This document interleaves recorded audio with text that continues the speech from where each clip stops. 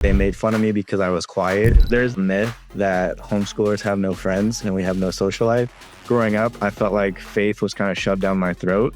And for the first time I got to decide, at age 10, I just made the decision. I am never going to deal with financial insecurity. At age 12, I started working with whatever I could do. Either somebody's going to offer me a scholarship because I have no money for school. Nobody wanted to pull the trigger and throw me an offer. We're going to give you a scholarship to come play here at the University of Rhode Island. Things are about to change. Welcome to Courage, Comebacks, and Conversations. I'm Susan Lee, business leader, life and career coach, storyteller, wife, and mother. We're bringing you real stories. From athletes chasing their dream to entrepreneurs who left corporate America to start their own business, professionals rebuilding after setbacks, from women breaking barriers in male-dominated fields, and to first in their families who graduate from college. Every story reminds us that courage connects us, and who doesn't like to hear a comeback story? I'm glad you're here. Let's get into it.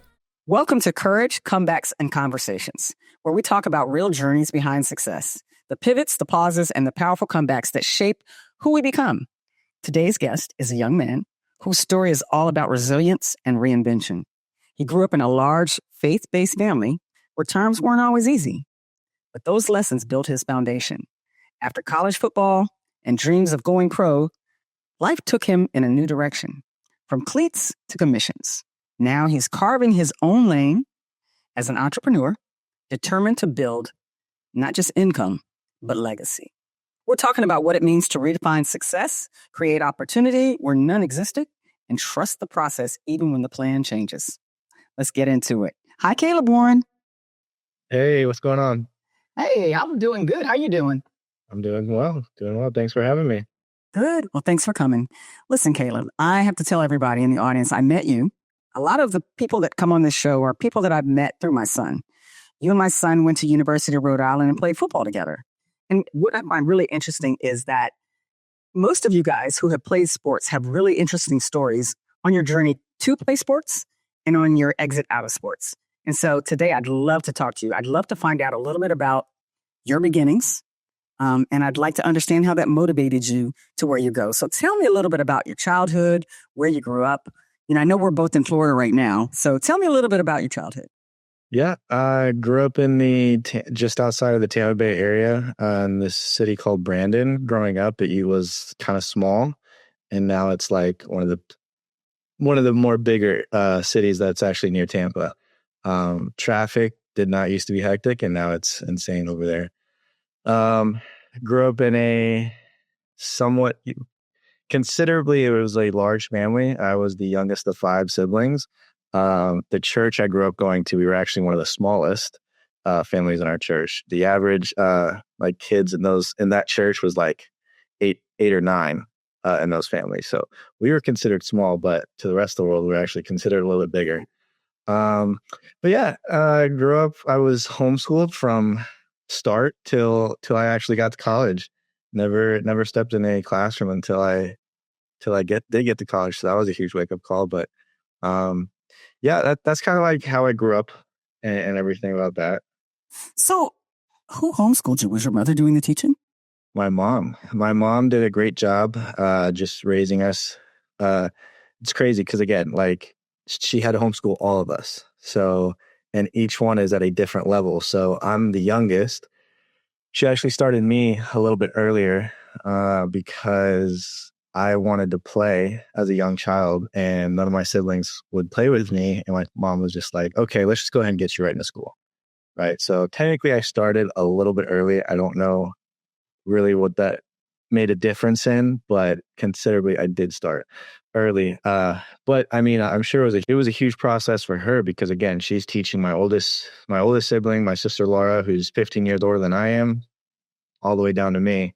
Caleb, so you mentioned that from the beginning of your education through high school, did you guys engage with other young people during middle school or high school? Were there other families that were homeschooling? Can you tell me a little bit about how you engaged with other people?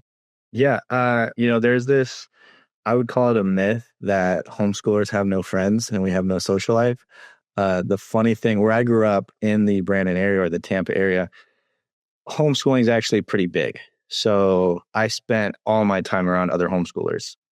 My mom also put me in a lot of extracurricular activities where, again, growing up in a faith-based household, my mom made sure that we were doing something with the church like every single day of the week. So Sunday, obviously, you have church, right? Monday, we had Bible drill. Tuesday, we had Bible B. Wednesday, we had more church. Thursday, we had Awanas. Friday, we had community group. Saturday, we did like outreach, like church outreach and things like that. So socially wise, I mean, I spent a lot of time just around other homeschoolers. So we were all very similar in the sense of like the way we were being brought up, and we kind of understood each other in that sense. It really wasn't until high school that I was around like people that were not homeschooled, and it was a little bit of a shocker, not gonna lie. And then obviously when I went off to college, it was a big shock to me. So I want to back up just a second, and then I want to ask you a question about that. You went through a little bit of difficult time. Your father, when you were younger, your father lost his job. Can you tell us about that experience? Because that experience had a lot to do with who you are today. Definitely, that was one of the most pivotal times in my life. So at 8 years old, there was obviously the 2008 crisis that happened in the world, right? Markets plummeted. With that, jobs were like people were losing jobs left and right. We didn't grow up like rich. We didn't grow up wealthy or anything like that. But we were, for the first, couple of years of my life, like everything was very simple. Didn't have really any struggles. Like we had what we needed. We didn't have any issues. My mom got a call. I was with my mom at the time. My mom got a call and she started freaking out over the phone. And it was like, what do you mean you lost your job? Like, what do you? And from there on, we found out, okay, my dad's losing his job. Things are about to change. Pretty much my mom got all of us together and was like, hey, this is what's happening. We're going to prepare for it and things are going to change. So what did that look like? Again, I live in Florida. So we immediately turned off the AC from 8 years old till I think I was 17. Did not have AC in the house. We started hanging our clothes to dry. Shoot, there were a few times we had to hand wash our clothes. That was wild.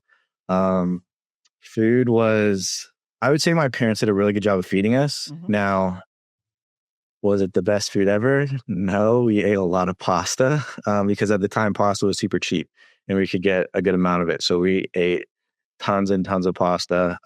Lentils, that was a big one as well.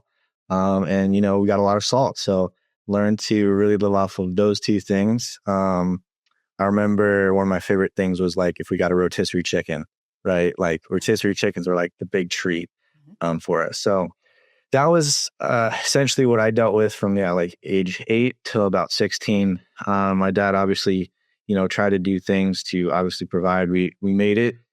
Everyone's still alive. Everyone's doing well. So we're okay.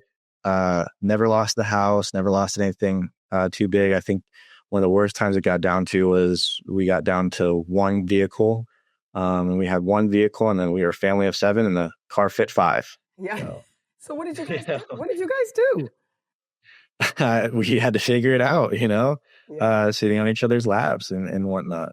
But through that, at age 10, I looked at just everything that was around me and what we were going through in life. We didn't have it as bad as others, but we obviously didn't have it as good as others.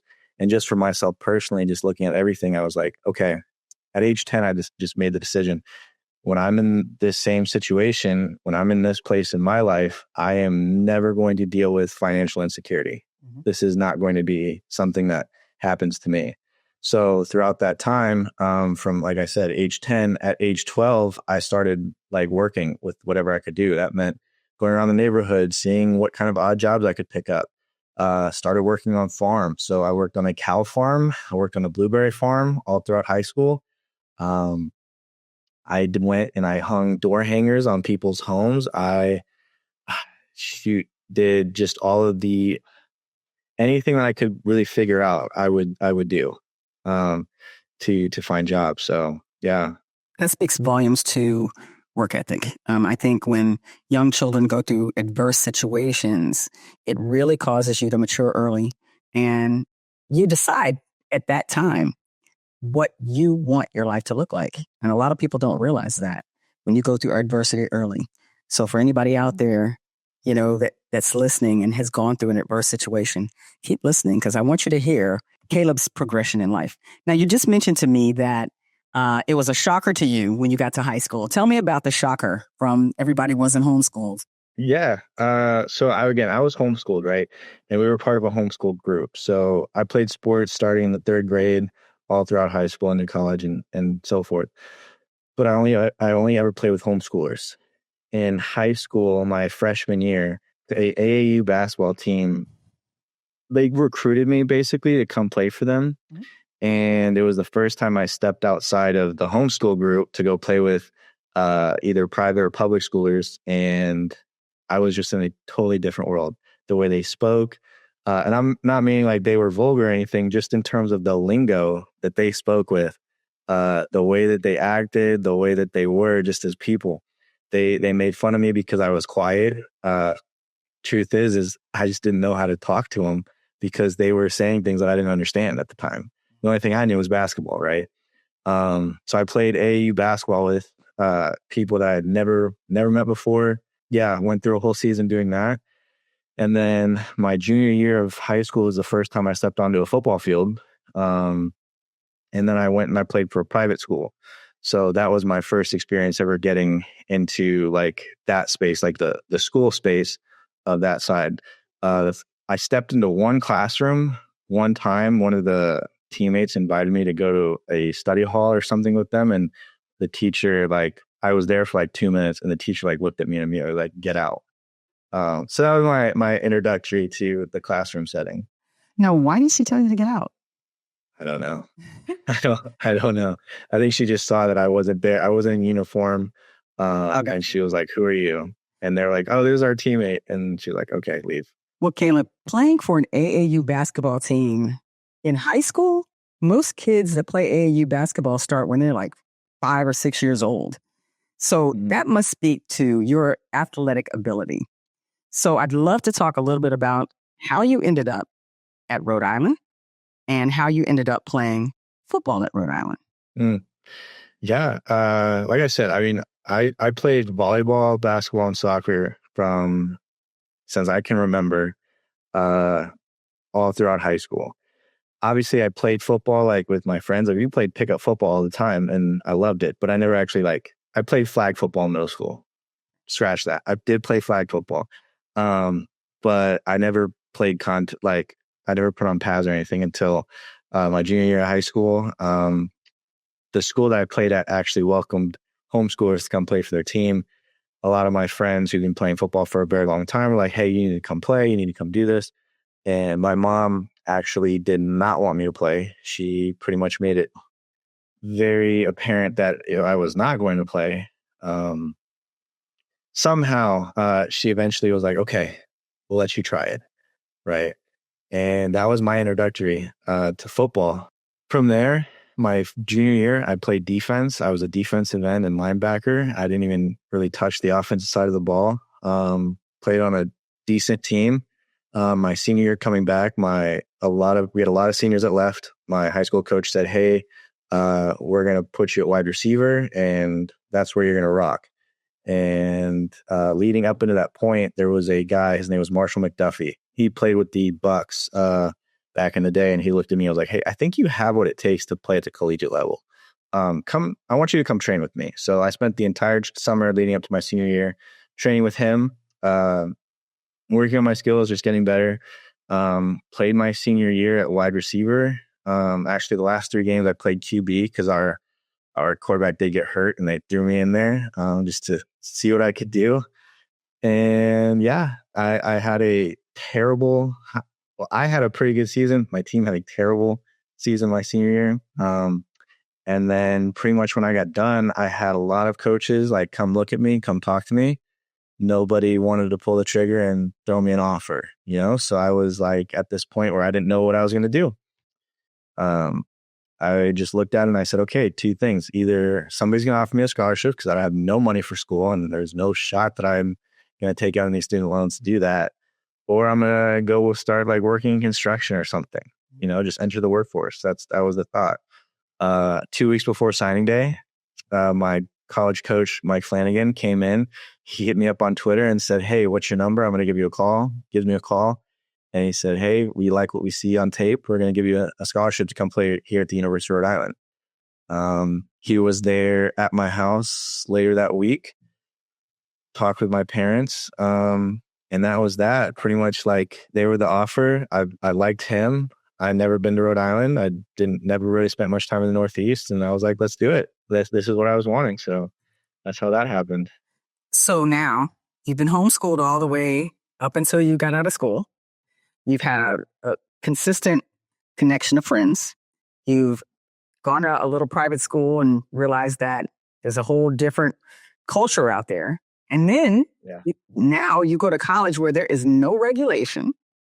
I remember when I moved Ed in the dorm and it was girls and guys in the dorm and I almost had a fit. I mean, like literally living next to each other. How did you adjust? I know I'm a mom. How did you adjust? Yeah. Not well at first. Like you said, like there's no one for the first time. There's nobody over top of you telling what you can and cannot do. Again, being homeschooled, my mom was somewhat controlling in the sense of where I went, who I hung out with, what I did, things like that. I get to college. I'm around people. I've never met any of these people in my life. This is the first time. And I'm just walking into a place that I have no idea about. I don't even know what the weather is supposed to be like. Like you said, they put you in a dorm. So they threw me in this old dorm that was, it had no AC. So it started out pretty hot because we moved in September. And yeah, I mean, it's co-ed. So there's tons of different people. And I mean, I was an athlete. So in my head, I'm like, oh, I'm only want to be around athletes, but now I'm around like all different types of people.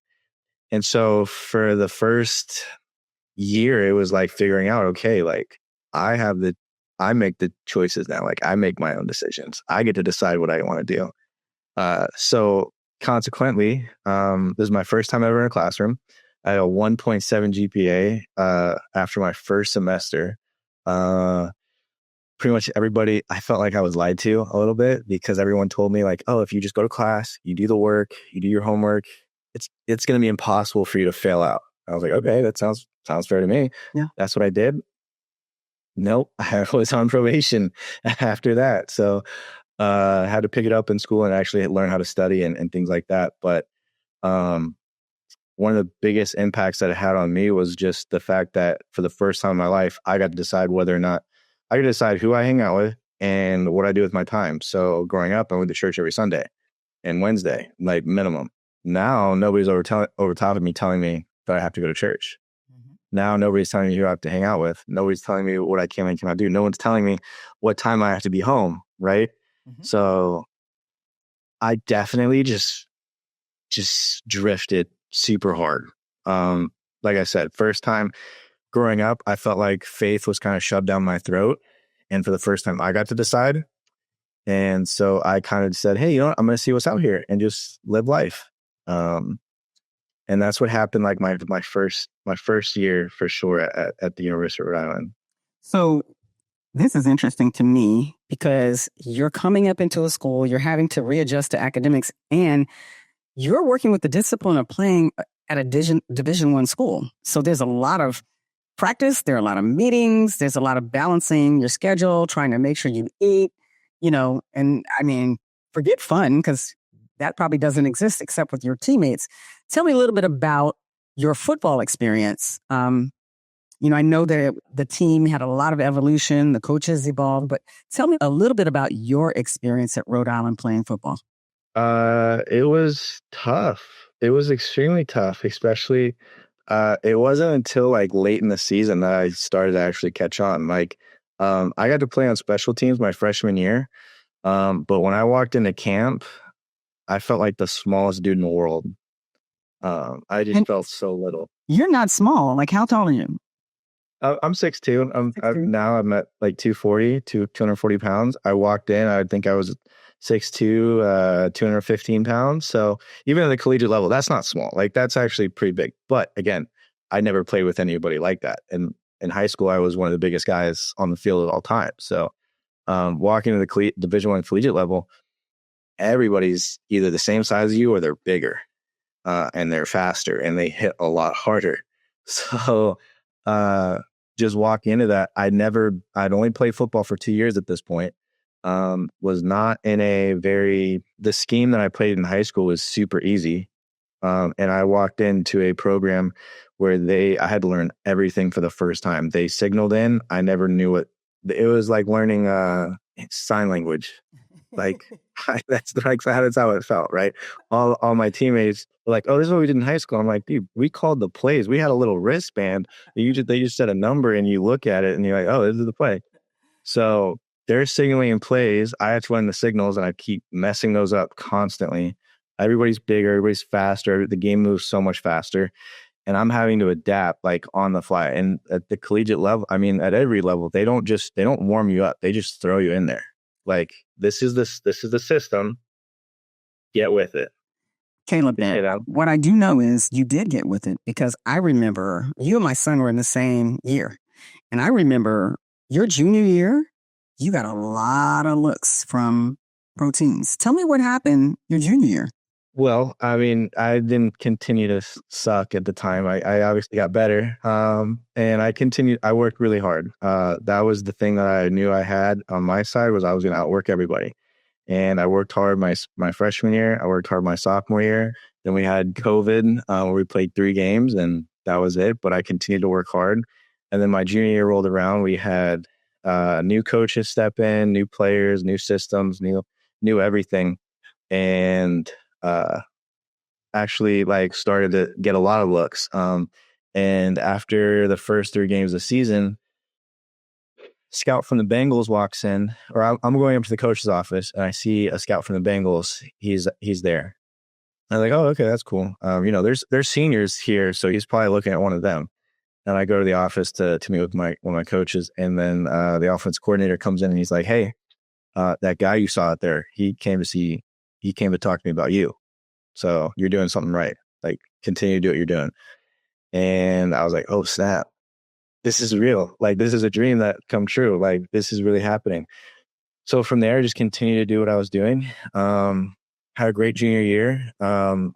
Thing is I had stat wise and everything. My senior year and junior year were pretty like they were like the same.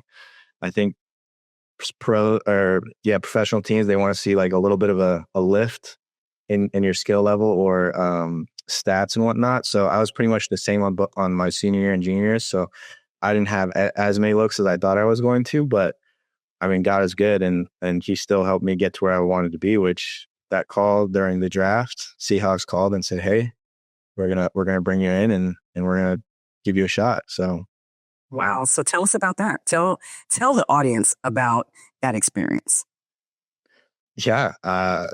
So I've been talking to a scout from the Seahawks. His name was Todd. Talked to him at an all-star game that your son and I played at. That was a great time over in Orlando. Talked with him there. Continue to talk with him. I talked with him at our pro day. And then during a draft, I see a call like come from him and my heart just dropped. I was like, oh my goodness, what's about to happen? And yeah, he was like, hey, Caleb, how's everything going? I said, it's going well. And he's like, cool. So we're going to bring you in. And you're now a Seahawk. And I was like, wow, oh my goodness. And like, I just fell to the floor and I just didn't even know what to do at that point. And then I told my family, we celebrated, but then it was time to get to work because in about 5 days, I got a flight out from Tampa all the way out to Seattle. So it was quick turnaround, super quick from there. And then, yeah, I went out there. So what happened? From going out there to coming back home, what happened? Yeah, I mean, I went out there. At the time, they brought out 5 tight ends, and it was tough because they had 2 that they really liked. Like it was evident that these 2, like these were the guys that they really liked at the time. So it's me competing against them. They're getting more reps than I am. They're getting more this, they're getting treatment, yada, yada. It is what it is. Got to deal with it. But I still performed at their level to the point where they brought me in individually afterwards and were like, hey, you were just as good as these guys. They're just a little bit bigger. So statistically, we got to go with them. And that was a little bit of a heart rip, not going to lie. But it is what it is. Like, you can't control it. At the end of the day, the NFL is a business and they got to do what's best for their organization. And at the end of the day, I was just excited that I got there, that I got to be in the facility and play with the best of the world. Absolutely. I mean, I think that's a major accomplishment. And what I really find interesting, you mentioned it, you were on the equal level with those rookies that were coming in. When you come from a small school or small Division I school, you tend to think that the SEC and all the other leagues, Big Ten, you tend to think that the talent is that much greater. But if you're a unique talent, that talent can be found at small schools too. So you came home, and I'm assuming you started working. Tell me about that. Yeah, I came home, didn't really know what I was supposed to do at the time. Obviously, I continued to see what I could do. I was communicating back and forth with my agent, like, hey, what should I be doing? He's like, hey, just stay ready. Just continue to work out, continue to train. Call's going to come. Okay, got it. So in my head, I knew a guy. His name's Steven Garcia. He lives over here in the area. He's a quarterback trainer. He actually played at the University of South Carolina. He's like on the wall of the University or South Carolina University, like Hall of Fame or something. But I knew him. He's from the area. Started working with him. He trains quarterbacks. I was like, hey, I'll come in and I'll trade wide receivers. We'll work together. It'll give me an opportunity to, give away what I've learned to a younger group and be able to just stay around the game. So I did that for about a month. And then I was like, okay, this isn't really making me the money that I really want to. So then I was like, okay, I'm going to figure that. I don't think any calls are coming anytime soon. I'm going to go ahead and enter like the real workforce. So I started applying to a ton of jobs. A solar company brought me in for an interview. I liked what they had to say. I liked the opportunity. I knew from for the last like couple of years that I wanted to be in the sales game. Again, I went through something pretty harsh when I was a kid. My dad was in a standard like W-2 job where he would have to get hired, but he wasn't necessarily in control of his income. During COVID, I spent a lot of time reading books and studying and learning more that there's way more life than just football, right? For the longest time, that's what I thought. I thought there was sports and that's it. Learned that there's a whole new side to this whole life thing. And sales, it's where you get to decide how much you make. Like if your work ethic shows, if your skill level shows, if you have the ability to do something, then you're going to get paid more for it. And it is a position to where it doesn't matter what's happening within the world. If you can sell, you can make money, right? So in my head, I was like, this is perfect. Like, no, I'm never going to be in that same position, right? And I'm going to be able to make more at the same time. So decided, okay, I'm going to go and enter the solar industry. I'm going to go knock doors. And didn't know that was kind of frowned upon at the time. I thought it was like a normal thing. And then I started telling everybody what I was doing. And they're like, you're knocking doors? That's what you're doing? And I'm like, well, I looked on a map and there's like millions of homes. Like it makes sense to me. That's called cold calling. Yeah, right. I am a seasoned salesperson all my life. But I want to ask you this, like, how did what you brought from sports help you when you were knocking on those doors?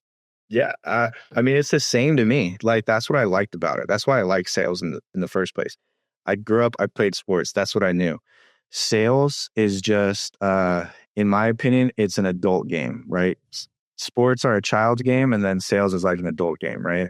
And so you just translate all the things that you learned of what it takes to be good in a sport, and then you just translate it over to sales, and they work the exact same way. So from the get-go, I was on a fully commission-based job. So that means I'm not getting paid anything.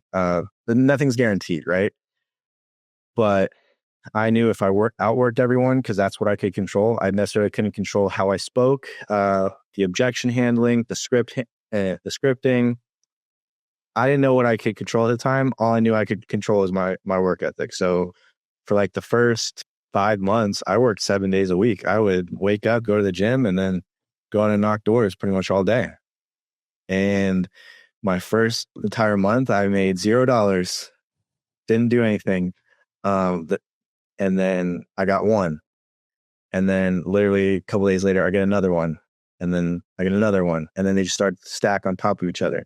And what I learned was the same way in sports, right? You get paid based off of the skill level that you obtain that is deserved, right? So if you want to increase income, the reason why athletes, like professional athletes, the reason why they get paid so much is because their skill level demands that. At the time entering into the sales world, I was terrible. I didn't have any sales experience and I was terrible at it. But I just continued to build that skill. And then eventually I got to the point where my skill level in sales demanded that I would make money. And that's why it continued to make me successful from there on. So for a salesperson out there, someone who's just starting out, what's a little piece of advice you could give them? Everybody says work hard, right? That's like the biggest thing. But my challenge to anybody starting out is what's your definition of working hard, right? Because a lot of people would say working hard is, hey, I work 6 hours a day, or I work 9 hours a day, I work 10 hours a day. Well, the guy who's working 15 hours a day is obviously outworking you, right? So start with just working hard, which means if there is a possible time to work, you should be doing it. Like, no hands down. Like, from the time you wake up to the time you go to sleep, like everything you should be doing is trying to propel yourself forward to the next step. From there, it's all about developing skills. So you pivoted. You left the solar industry and you actually went out on your own. Tell us about that transition. Yeah.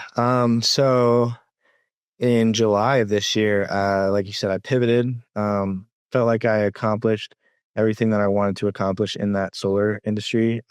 Like the company I was with, everything was well. Had some discrepancies where it was just like, hey, this is a good time for me to leave. I wasn't planning on leaving till like the end of the year. I did have an exit plan. Obviously, God had something else planned. But he basically kind of ripped me out from that environment. And I was like, okay, well, this is interesting. Wasn't expecting this, obviously. And then that's when I pretty much hit you up. I took about a month off to kind of figure out what it is that I wanted to do. 2 months before I left the solar industry, I'd already been in contact with the guy I work with now. His name's Alex. And we had already been, we met in the solar industry. So from the get-go, him and I had always been talking, and we'd always had these ideas of how things should be ran. The way that the solar company ran things was their way of doing it. We just thought we could do it a lot better, right? There were minor tweaks, minor things that could be implemented that could stop leaving so much money on the table, essentially, right? And we'd always been talking about these things. 2 months before I left, we had picked that conversation back up and we continued to talk about it. I leave the solar industry. We start talking. We don't really set anything in stone necessarily. Like I said, I took about a month off to kind of figure out what I wanted to do. That's when I gave you a call and I said, hey, this is what's happening. And then you helped me kind of talk through things and figure out what's best for me and what's exciting and what's best for me at this time in my life.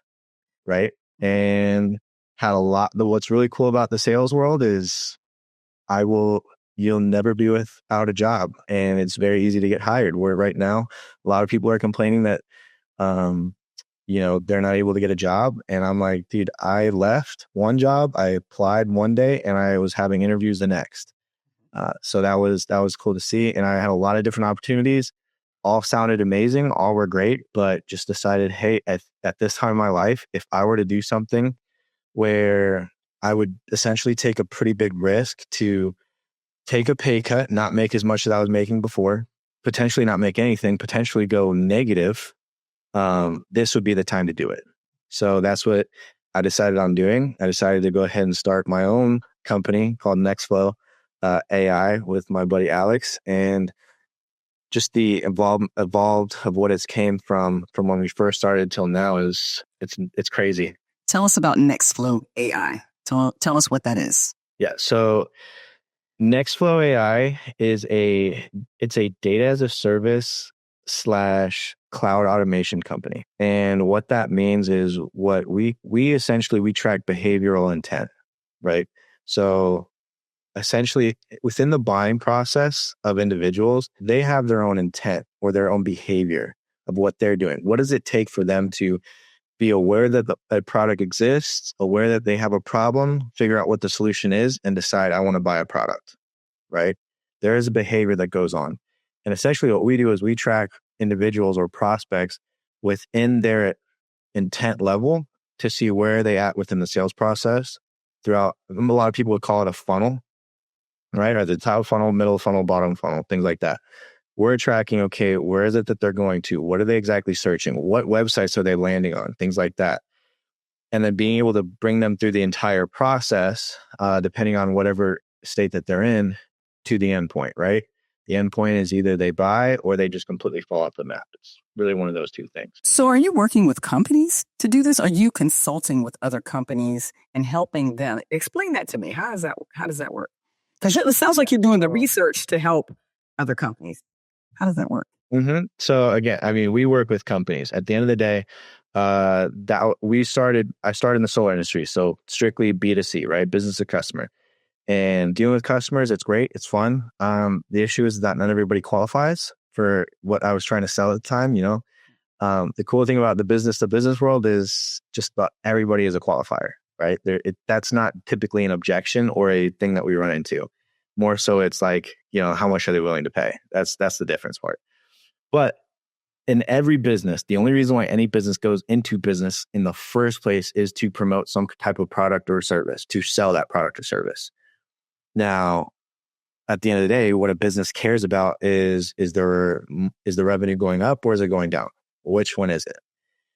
In a company like ours, we have found what it takes within the process from the start to the finish to expedite that process to even faster, to get the prospect to a buying pattern even faster, right? Through just behavioral intent. And that's just I would consider that's a very small part. Well, that's the backbone, but that's like one intricacy that we play into. That sounds like to me, like we talked about sales. You're working through the sales cycle. It sounds like to me, you're using artificial intelligence to shorten the selling cycle. Oh yeah. I mean, case of the matter is I didn't have a background in AI. I took coding classes in college just for fun. Because I was like, this is something I wanted to learn. But the case of the matter is that artificial intelligence is here. Yes. Mm-hmm. It's the future. We can all agree on that. The only thing is that not necessarily is it being used correctly is what I would say.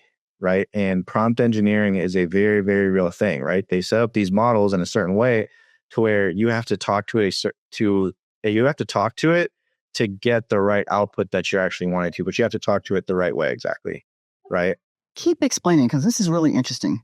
Yeah. So, it's okay. So there are these things called API keys, right?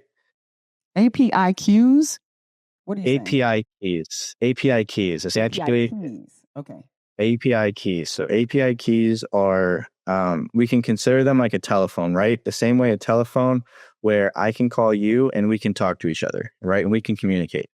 API keys allow different applications to all talk to each other. So now we're combining multiple AI applications with each other into one platform, building a model or an LLM for a business to where now this LLM will essentially, it's never going to run their business because that's not how it works. But essentially it can be able to take all the data in that the business has over a period of time and now be able to outsource or output new data to essentially tell us what are the best things to do moving forward. Okay. So you're working with companies now. Tell me, what is your plan for your company long term? Good. Okay. Good question. Really, the plan for our company is to develop individuals to where they can be. Basically, our entire goal is to develop individuals into effective operators, right? Or senior operators, right? So where what happened with us and the way that evolved was we first started out by just selling data. Like that was the first thing we were doing was, hey, we have behavioral intent data. Let's get this behavioral intent data into the business's hands so now they can use it with whatever outreach platform they're using to essentially increase their sales. That's what it started with. One of the companies we were in contact with, trying to basically sell to them, asked us, hey, how do you use this, right? And the way that we explained how to activate the data was X, Y, and Z. And they asked, well, can it work with marketing? Yeah, it can work with marketing, of course. Like that's what data is most commonly used for. And they said, well, okay, we've been thinking about doing marketing for a while now. Could you guys come in and run our whole marketing department for us? Like, okay. Never have done marketing before in my entire life, but I figured, hey, why not? Let's do it. But of course, like immediately put my head down, learn everything, not everything, but I started just learning as much as I possibly could. And through there, developed a huge relationship with that company. And we figured out that this is a good avenue as well to go down, to where now we are doing a lot more. So essentially, we're taking individuals, developing them into pretty much an all-around executive assistant or executive operator. And now we're able to place them within a company to where they can run pretty much any department within that company. So essentially speeding up the process from entry-level position all the way to a C-suite position. Wow. How can people learn more about your organization? Yeah, you can go follow us. You can go check out our website, nextflow.ai. It's up there. You can go check us out, read all about us. We're on LinkedIn. We're on social media. YouTube. We'll be bringing out YouTube probably in 2026. You'll probably see a lot more of me on YouTube. Probably posting a lot more like videos on social media as well. Just getting the word out and promoting us and everything like that. So go check us out there. Awesome. Caleb, thank you for taking us through your journey from cleats to commissions. Your story is such a powerful one. It's a reminder that if one dream closes, another door can possibly open up to you if you have faith and you believe in yourself. Sometimes it takes you to a place where you never expected, which is where you are now. And to everyone listening, remember this: your path may shift, your plans may change, but your purpose doesn't disappear. Even when life redirects you, keep learning, keep leaning into your courage, and keep believing that your comeback is already taking shape. I'm Susan Jackson Lee, and this is Courage, Comebacks, and Conversations. Until next time, stay encouraged, stay confident, and keep moving toward the life you're meant to build. Thanks, Caleb. Thank you. Chasing purpose, redefine time. Vision clear, the future near. Trusting God.